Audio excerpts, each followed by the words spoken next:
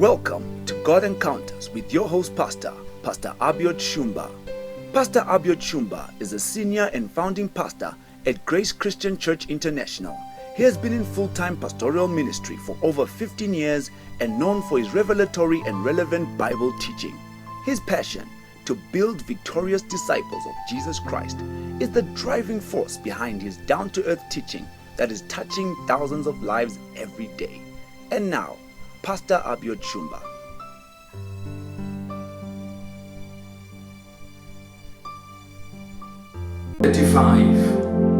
We are going to be talking about revelation that comes by the breaking of bread. Luke chapter 24 verse 35, Clopas and his friends, they traveled all the way by night to Jerusalem to give a report that will astound many, a report about their encounter with Jesus in the village of Emmaus. The Bible in verse 35, they are telling about the things that have just happened, because prior to this, Jesus had been crucified, buried, and after 3 days, he revealed himself to the women as alive, to Peter and to many other disciples.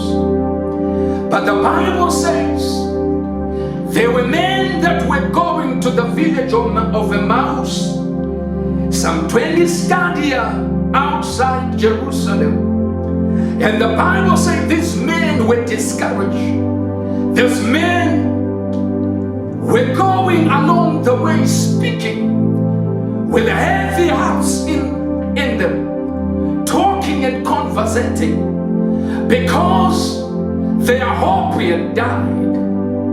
They had expected that Jesus Christ would not die. This was their expectation, by reason of not understanding that the reason the Son of Man was manifested was that he could destroy the power of sin, sickness, and death through his atoning death. That he was coming to become the ultimate sacrifice for the redemption of many. Because we are saved through faith and grace by reason of the blood of Jesus Christ. But these men had walked with Jesus for so long, but they had never caught the revelation of the redemptive plan. He had spoken over and over to his disciples that the Son of Man will be handed into the hands of unjust men. They will do as what they please with him, but after 3 days he will be risen again unto triumph. He had spoken over and over again, and he spoken even unto the Jews in Jerusalem and said, destroy this temple, and after 3 days I'm gonna raise it up. He had spoken over and over again, even unto Peter, until Peter one time he had to rebuke him, and he said, Master, this must not happen to you. But Jesus turning around, he says, Satan, get behind me, for you have nothing in me. So we see over and over again that the disciple yet not come to the revelation that the Christ was the Lamb of God that was slain before the foundation of the world, and that the fulfillment was going to be in their day and in their generation. And what a privilege they had that Jesus Christ had come and be manifested in their day and in their time. But the Bible tells me that this group of men, only one is mentioned, his name is Clopas. And the Bible says along the way they begin to complain, they begin to speak with heavy hearts. They were talking with each other about what had just happened. And the Bible says as they were going, I'm sure they were not talking about anything encouraging. These men were so discouraged. Nobody was encouraging each other. But the Bible says as they were going, Jesus himself joined them. But I tell you somebody there, in your darkest moment, in your most discouraging moment, Jesus has a habit of coming alongside you to join you, to walk with you in the journey. May I speak prophetically to somebody that Jesus Christ has not left you alone. He is with you even unto the ends of the world. He says Jesus came alone and walked with him. You are not walking alone. You will never walk alone, because the Lord your God is on your side. Even David said, if the Lord be on our side, who can be against us? Discouraged men, complaining with heavy hearts after a loss, they begin to talk and say, what has happened to us? What is gonna be about the future?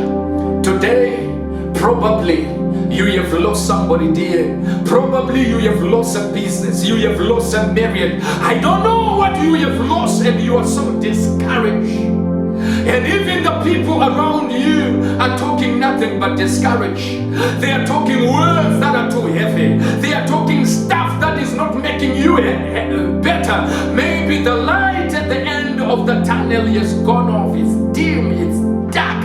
There is no future in your eyes.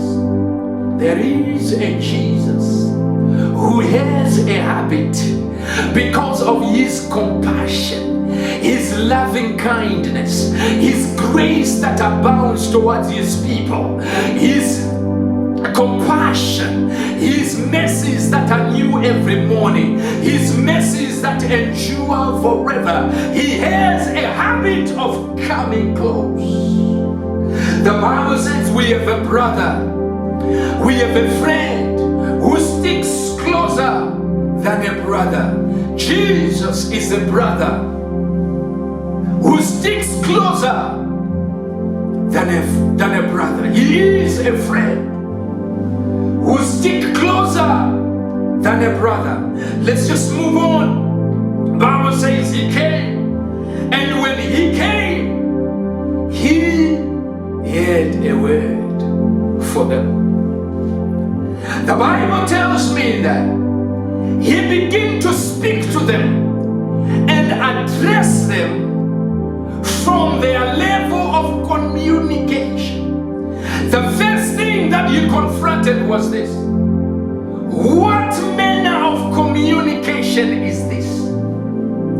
Sometimes we go into trouble. We go deeper into discouragement. We go deeper into depression because of our conversation, because of our communication. The first thing that Jesus had to deal with was that you ought to change the things that you're speaking about. You ought to change your vocabulary. You've got to change your manner of communication. Jesus said, what kind of communication is this? As you are going and speaking to one another and you are sad. In other words, he is saying, your situation is not gonna change anymore, because by reason of your conversation with each other, you are creating a sad environment. Words are creators. Words in the spirit realm are not just empty. Words in the spirit are things. They are tangible. They are creative. You've got to understand, whatsoever conversation and fellowship and talk that you put yourself into, you put yourself into a conversation that creates the things that you are talking about. Whatever you conversate with each other for a long time will become your reality. Whatever you are speaking about now in your situation will become your reality. Whatsoever thing we desire when we pray, the Bible says the Lord shall grant the grace for us to receive it. But he said, surely, let me tell you something. Verily, verily, I say unto you, whatsoever thing when you desire, when you pray, whatsoever thing you shall say with your own mouth and you don't doubt in your heart, the Lord will give you the things and manifest the thing that you say. So Jesus' first problem that he had with his disciple was communication. The Bible said, do not let any unwholesome communication come out of your mouth, except that which is good for edification, that it may edify the hearer. So these men were talking about discouragement, and they got so much discouraged. Jesus said, hey, you ought to cut off your communication. Whatsoever thing is good, whatsoever thing is lovely, whatsoever thing is of good report, whatsoever thing that you know is going to create a positive environment, a positive atmosphere, you ought to be talking, you ought to be thinking, you ought to be meditating upon these things. So they answered him and said, hey, are you the only visitor in Jerusalem? You have not known about the things that have been happening these days. And Jesus said, what thing? And they say, concerning Jesus Christ of Nazareth, who was a prophet, mighty in deed and mighty in word and before God and our people. They begin to talk about who Jesus was. But he said, our rulers and the Gentiles had condemned him to death, and they have crucified him. And we trusted that it was through him that would redeem Israel. We trusted, we hoped, and we have lost hope. But the Bible says Jesus Christ answered them and said, oh ye folks, slow to understand, slow in your hearts to believe. Don't you know what the word says? Don't you remember what he said to you? And the Bible says he began from Moses and all the prophets, expound, teaching, explaining from the word of God that indeed the Messiah was supposed to die on the cross for the redemption of many. He explained and spoke the word of God unto them, but nothing happened until they got to Emmaus. When they got to Emmaus, the Bible says, he pretended as one that was going to go. But they constrained him and said, stay with us for this evening, because the day is far spent. They constrained him and said, just stay with us. We are discouraged, but thank you for what you have said, but maybe just for tonight, stay here and you will proceed with your journey tomorrow. Hear me, child of God. The Bible says they sat at the table to dine with somebody that they had thought was a visitor, somebody that they had thought was going to pass by and go. And they were going to be left in that state of depression, discouragement. But the Bible tells me that when he sat on the table, he took bread and broke it.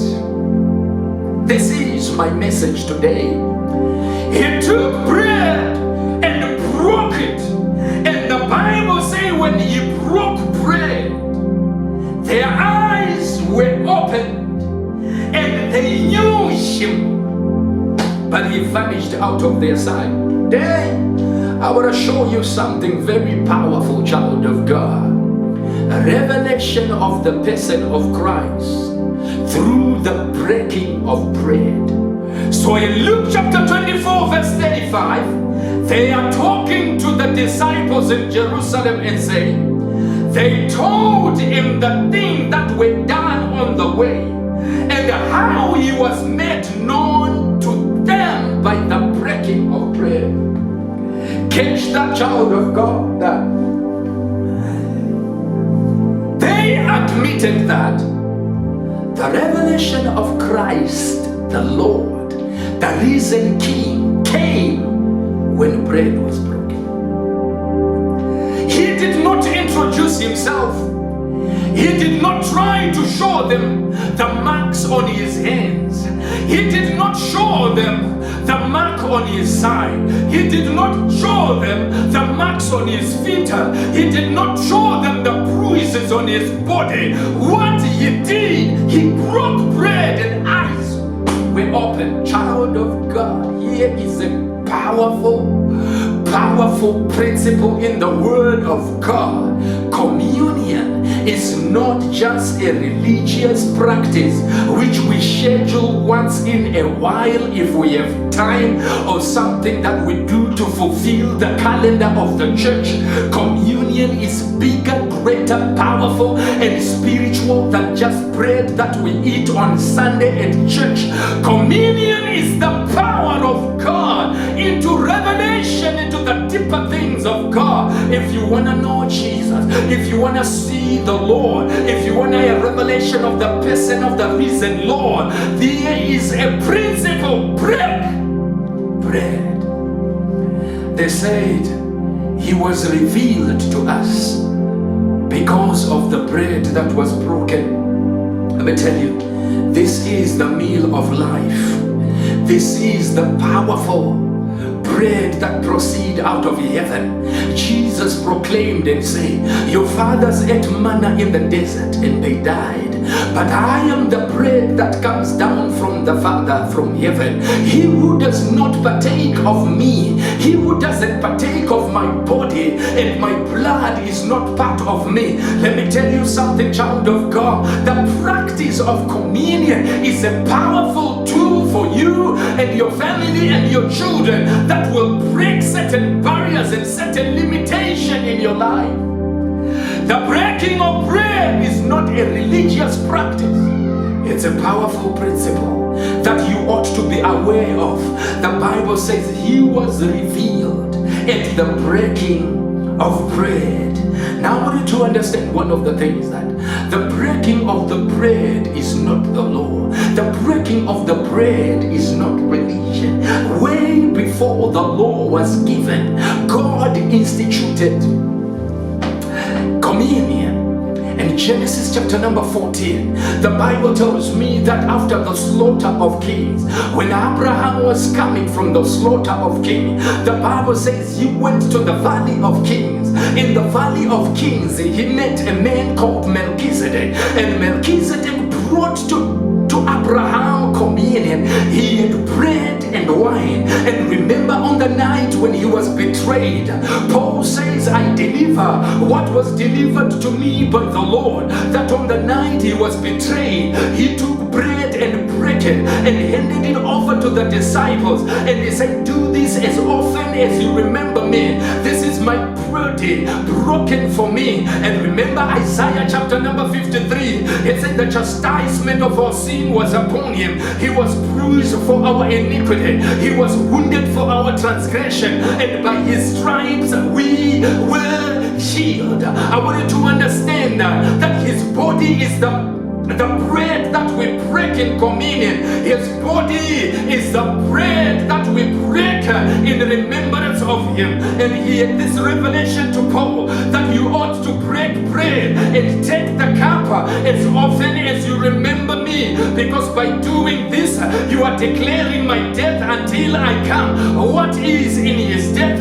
In his death is burial, resurrection, ascension, and sitting down at the right hand of the Father. He triumphed over sin, sickness, and disease, and he paraded the enemy naked. He made a public spectacle of them and show off his power, his majesty, the power of the risen God. And Paul speaking, he says, may the Lord God, the Father of our Lord Jesus Christ, in Ephesians chapter 1 verse 17, he says, may he grant you the spirit of wisdom and revelation in the knowledge of God, that you may be enlightened, that you may know the hope to which he's calling you to. But he mentions that you may experience the exceeding greatness of his power that was manifested at his resurrection, that God manifested his power when he raised Christ from the dead, set him at the right hand, far above all principality, power, name, no title that can be mentioned, not only this present age, but in that which is to come. Want you to understand, child of God, communion is the practice of the death, the resurrection of Christ, his ascending. Communion is the authority of God demonstrated by faith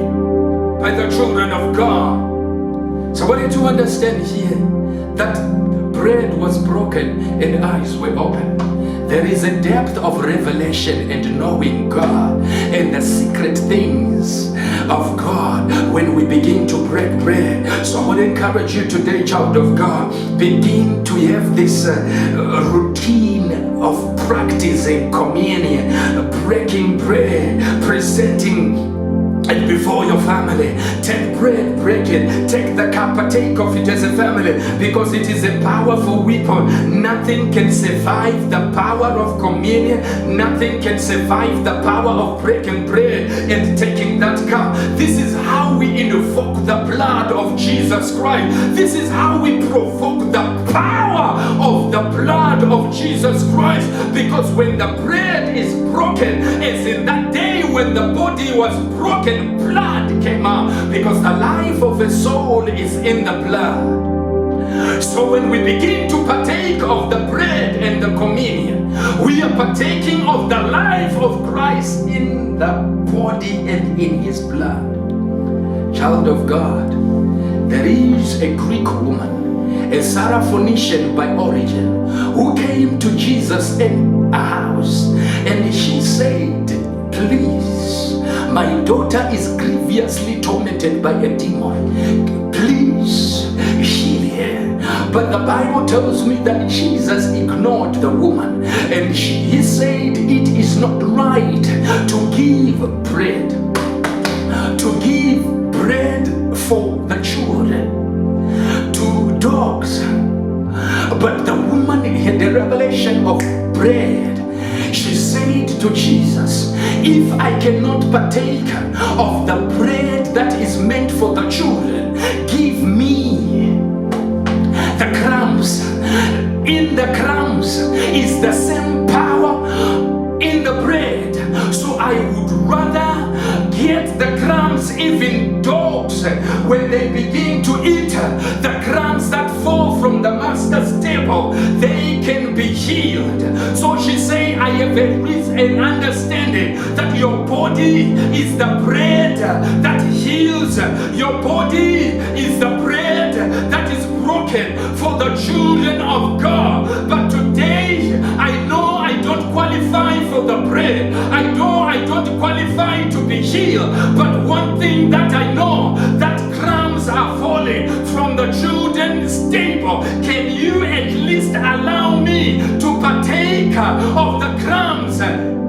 And crumbs, listen to me, crumbs healed a girl that was not even present with Jesus, that was kilometers away in the region of the Greek, of the Syrophoenician.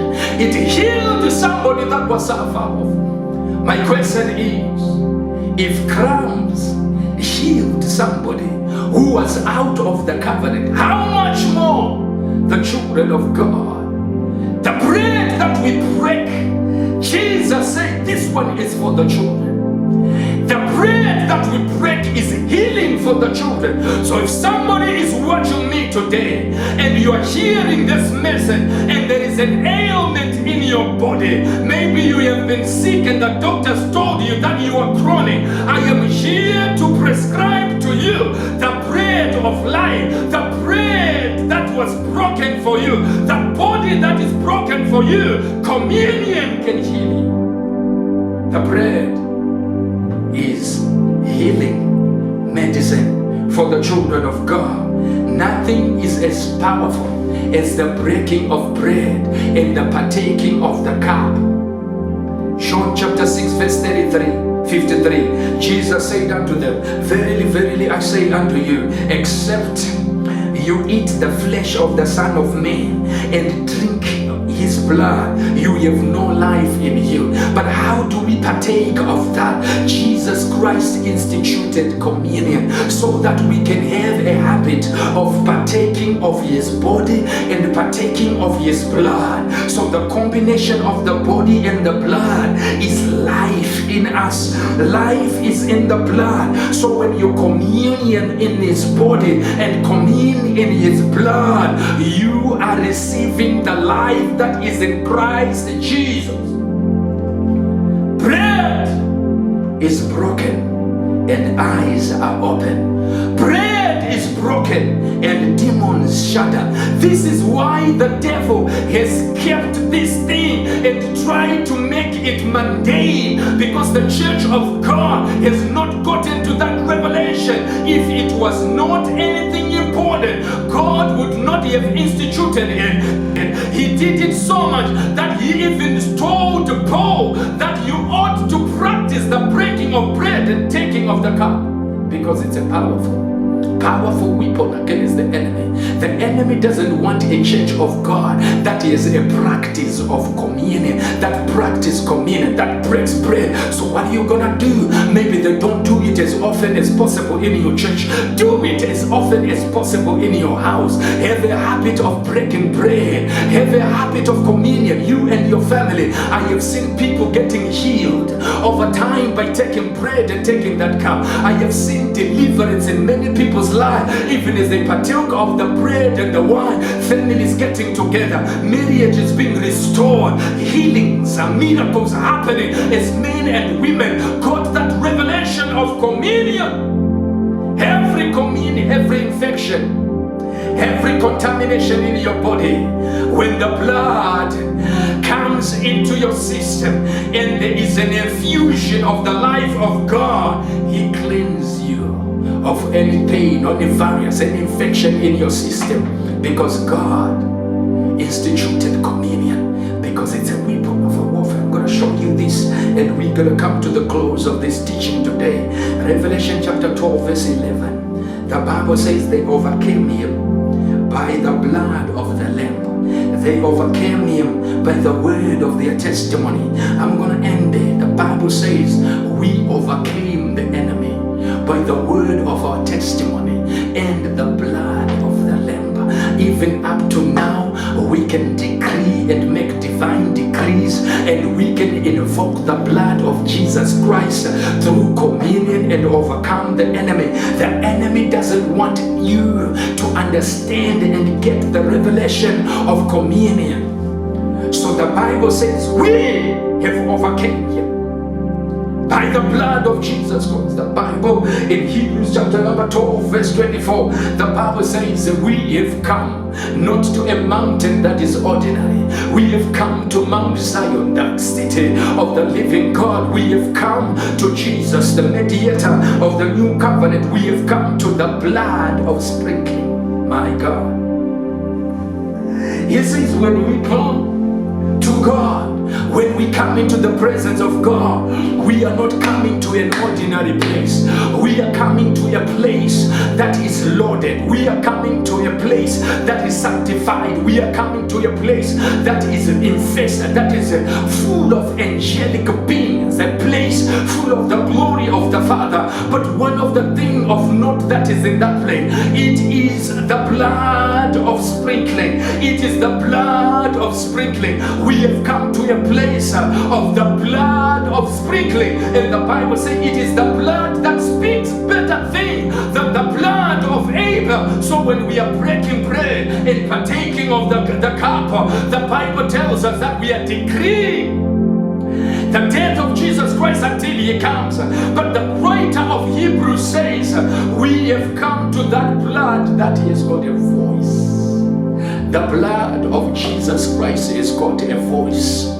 When we break bread and partake of communion, we are invoking the blood. We are causing the blood to speak. We are telling the blood to speak on our behalf. Let me tell you, somebody here, you've been in that situation for too long. It's time for you to invoke the blood of Jesus, the blood of the Lamb of God that was slain before the foundation of the world. It's time for you to provoke it when you partake of the communion. Say and decree, speak and decree that let the blood speak over my life, the blood speak over my situation, the blood speak over my marriage, over my children, because the blood of Jesus Christ has got a voice that supersedes the voice of your enemies, that supersedes the voice of cancer, that supersedes the report of the doctor. There is a voice in the blood that supersedes the voice of Abel.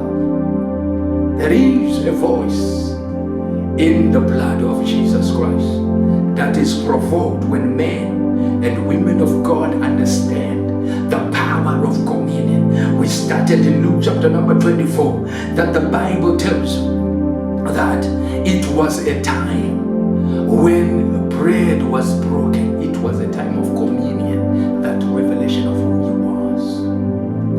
Today, let me tell you something. The blood of Jesus Christ, invoked by the breaking of bread and taking of the cup, will open your eyes and take you into deeper dimension, so that you see Jesus for who he is. You have another revelation of the Christ. You will have a revelation of who he is as you partake of the bread, or the bread which is the body that was broken for you. You will begin to see things. You will begin to see your wars fought, because Jesus Christ, the blood of Christ, is still fighting, is still breaking barriers, is still taking limitations off your way. So, child of God, my message to you is this: break bread and encounter Jesus Christ at another level. There is power in the breaking of bread. This is it. As you are breaking bread, I want you to say to Jesus, God, give me a revelation of the person of Christ.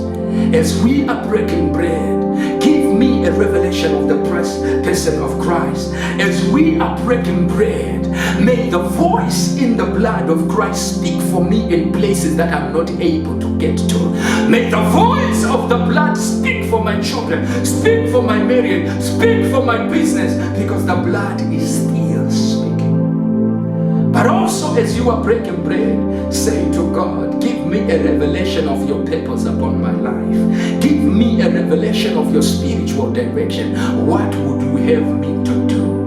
My family, my business, and everything. God, reveal it to me. So the breaking of bread is the place of revelation. Counter God.